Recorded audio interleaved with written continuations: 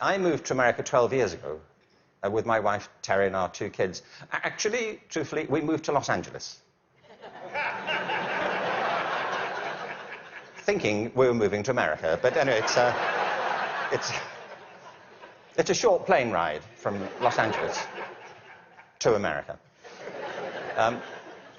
I got here 12 years ago, and when I got here, I was told various things, like, Americans don't get irony.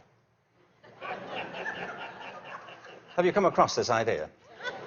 It's not true. I've traveled a whole length and breadth of this country. I have found no evidence that Americans don't get irony. It's one of those cultural myths, like the British are reserved. I don't know why people think this. We've invaded every country we've encountered. I don't know. But it's not true Americans don't get irony, but I just want you to know that that's what people are saying about you behind your back. You know, when you leave living rooms in Europe, people say, thankfully, nobody was ironic in your presence. But I knew that Americans get irony when I came across that legislation, No Child Left Behind. Because whoever thought of that title gets irony. Don't they?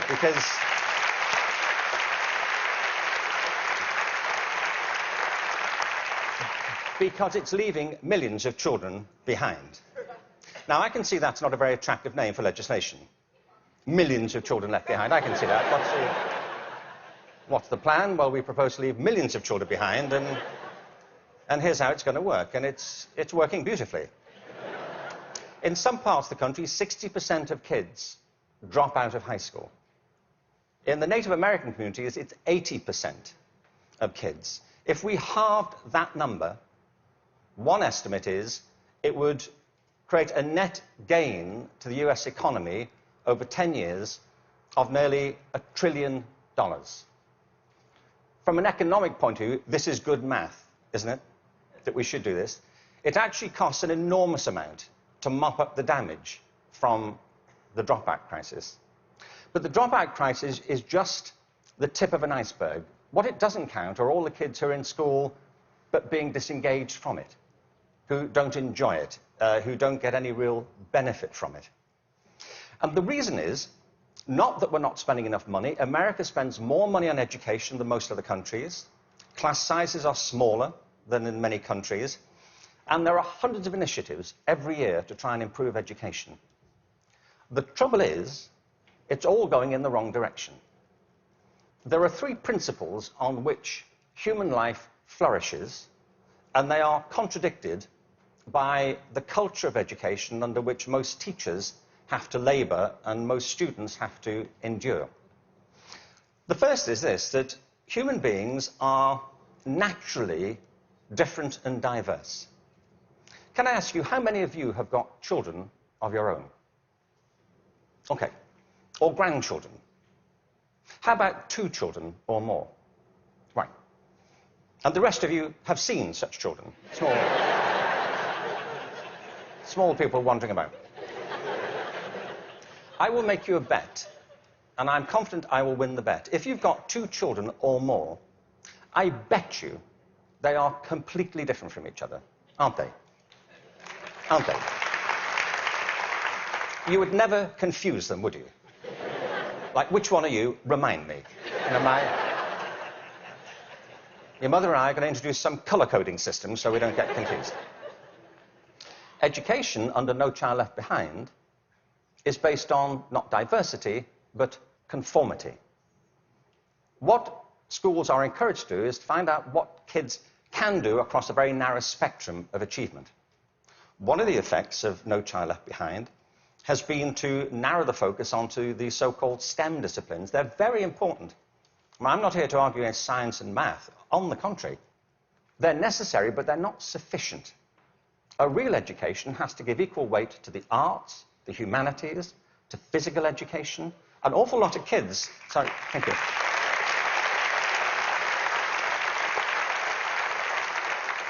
One estimate in America currently is that something like 10% of kids getting on that way are being diagnosed with various conditions under the broad title of attention deficit disorder, ADHD.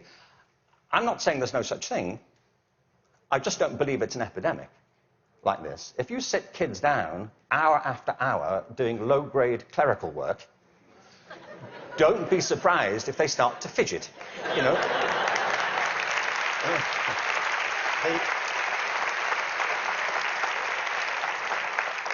Children are not, for the most part, suffering from a psychological condition. They're suffering from childhood, you know, and I know this because I spent my early life as a child. I went through the whole thing. And kids prosper best with a broad curriculum that celebrates their various talents, not just a small range of them. And by the way, the arts aren't just important because they improve math scores. They're important because they speak to parts of children's being which are otherwise untouched. The second... Thank you.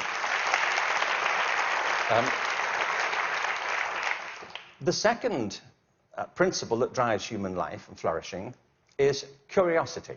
If you can light the spark of curiosity in a child, they will learn without any further assistance very often. Children are natural learners.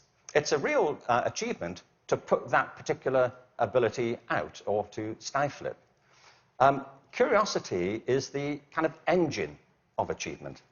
Now, the reason I say this is because one of the effects of the current culture here, if I can say so, has been to deprofessionalize teachers.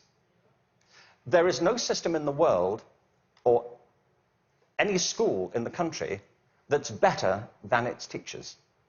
Teachers are the lifeblood of the success of schools. But teaching is a creative profession. Teaching properly conceived is not a delivery system. You know, you're not there just to pass on received information. Great teachers do that. But what great teachers also do is mentor, stimulate, provoke, engage. You see, in the end, education is about learning. If there's no learning going on, there's no education going on. And people can spend an awful lot of time discussing education without ever discussing learning. The whole point of education is to get people to learn.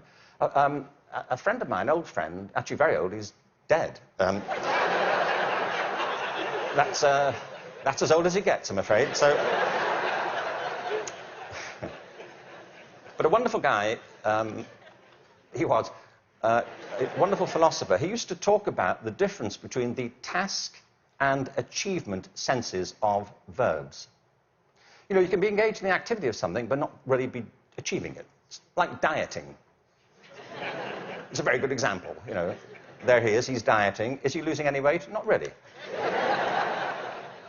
Teaching is a word like that. You can say, there's Deborah, she's in room 34, she's teaching. But if nobody's learning anything, she may be engaged in the task of teaching, but not actually fulfilling it. The role of a teacher is to facilitate learning. That's it. And part of the problem is, I think, that the culture of, the dominant culture of education has come to focus on not teaching and learning, but testing. Now, testing is important. Standardized tests have a place. But they should not be the dominant culture of education. They should be diagnostic. They should help. You know, if I go for a medical examination, I want some standardized tests. I do. You know, I want to know what my cholesterol level is compared to everybody else's on a standard scale. I don't want to be told on some scale my doctor invented in the car. You know, your cholesterol is what I call level orange. Really? Is that good? We don't know. But all that should support learning. It shouldn't obstruct it, which of course it often does. So in place of curiosity, what we have is a culture of compliance. Our children and teachers are encouraged to follow kind of routine algorithms rather than to excite that power of imagination and curiosity. And the third principle is this, that human life is inherently creative. It's why we all have different resumes. We create our lives, and we can recreate them as we go through them. It's the common currency of being a human being. It's why human culture is so interesting and diverse and dynamic. I mean, other animals may well have imaginations and creativity, but it's not so much in evidence, is it, as ours. I mean, you may have a dog, you know, and your dog may get depressed. You know, but it doesn't listen to Radiohead, does it? And, sit staring out the window with a bottle of Jack Daniels. And you say, would you like to come for a walk? He said, no, I'm fine. No.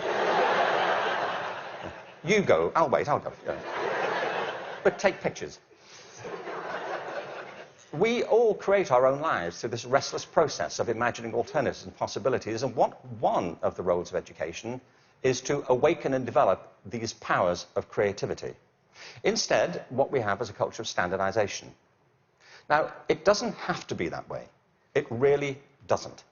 Finland regularly comes out top in math, science, and reading. Now, we only know that's what they do well at because that's all that's being tested currently. That's one of the problems of the tests. They don't look for other things that matter just as much. The thing about the work in Finland is this. They don't obsess about those disciplines. They have a very broad approach to education, which includes humanities, physical education, the arts. Second, there is no standardized testing in Finland. I mean, there's a bit, but it's not what gets people up in the morning. It's not what keeps them at their desks. And the third thing is, I was at a meeting recently with some people from Finland, actual Finnish people, and so somebody from the American system was saying to the people in Finland, what do you do about the dropout rate in Finland? And they all looked a bit bemused and said, well, we don't have one. Why would you drop out? If people are in trouble, we get them quite quickly and help them and we support them. Now, people always say, well, you know, you can't compare Finland to America. No, I think there's a population of around 5 million in Finland. But you can compare it to a state in America. Many states in America have fewer people in them than that. I mean, I've been to some states in America, and I was the only person there. Really. Really, I was asked to lock up when I left. But what all the high-performing systems in the world do is currently what is not evident, sadly, across the systems in America. I mean, as a whole. One is this. They individualize teaching and learning. They recognize that it's students who are learning, and the system has to engage them, their curiosity, their individuality, and their creativity. That's how you get them to learn. The second is that they attribute a very high status to the teaching profession. They recognize that you can't improve education if you don't pick great people to teach and if you don't keep giving them constant support and professional development. Investing in professional development is not a cost, it's an investment. And every other country that's succeeding well knows that, whether it's Australia, Canada, South Korea, Singapore, Hong Kong, or Shanghai. They know that to be the case. And the third is they devolve responsibility to the school level for getting the job done. You see, there's a big difference here between going into a mode of command and control in education. That's what happens in some systems. You know, central governments decide or state governments decide, they know best and they're going to tell you what to do. The trouble is that education doesn't go on in the committee rooms of our legislative buildings. It happens in classrooms and schools. And the people who do it are the teachers and the students. And if you remove their discretion, it stops working. You have to put it back to the people.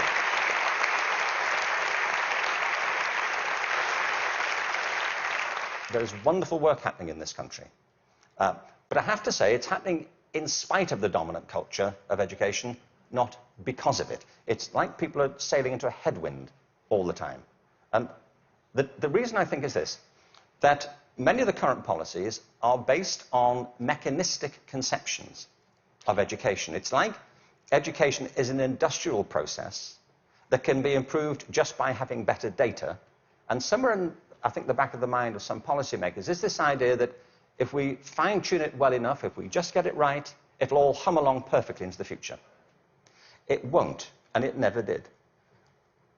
The point is that education is not a mechanical system, it's a human system. It's about people. People who either do want to learn or don't want to learn. Every student who drops out of school has a reason for it, which is rooted in their own biography. They may find it boring, They may find it irrelevant. They may find that it's at odds with the life they're living outside of school. There are trends, but the stories are always unique. I was at a meeting recently in Los Angeles they're called alternative education programs. These are programs designed to get kids back into education. They have certain common features. They're very personalized. They have strong support for the teachers, close links with the community, and a broad and diverse curriculum, and often programs which involve students outside school as well as inside school. And they work. What's interesting to me is these are called alternative education. You know?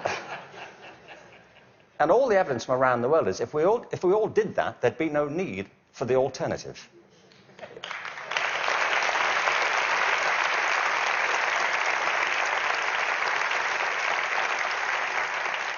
So I think we have to embrace a different metaphor. We have to recognize that it's a human system and there are conditions under which people thrive and conditions under which they don't. We are, after all, organic creatures. And the culture of the school is absolutely essential. Culture is an organic term, isn't it? Not far from where I live is a place called Death Valley. Death Valley is the hottest, driest place in America, and nothing grows there. Nothing grows there because it doesn't rain, hence Death Valley. In the winter of 2004, it rained in Death Valley.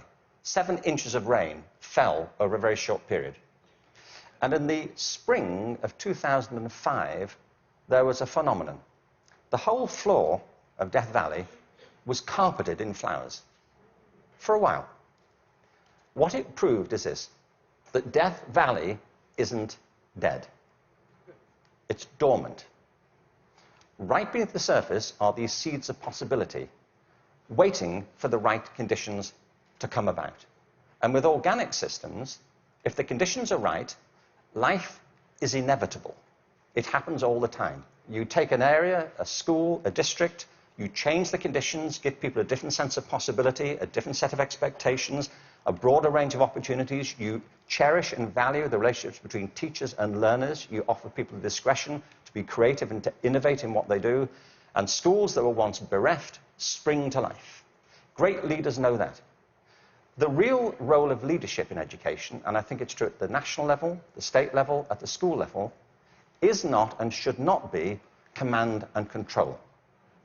The real role of leadership is climate control, creating a climate of possibility.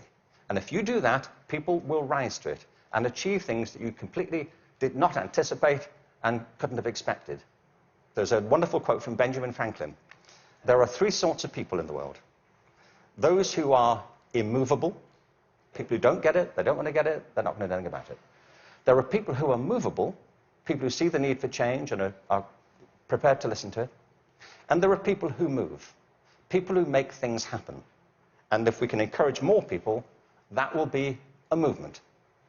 And if the movement is strong enough, that's, in the best sense of the word, a revolution. And that's what we need. Thank you very much. Thank you very much. Thank you.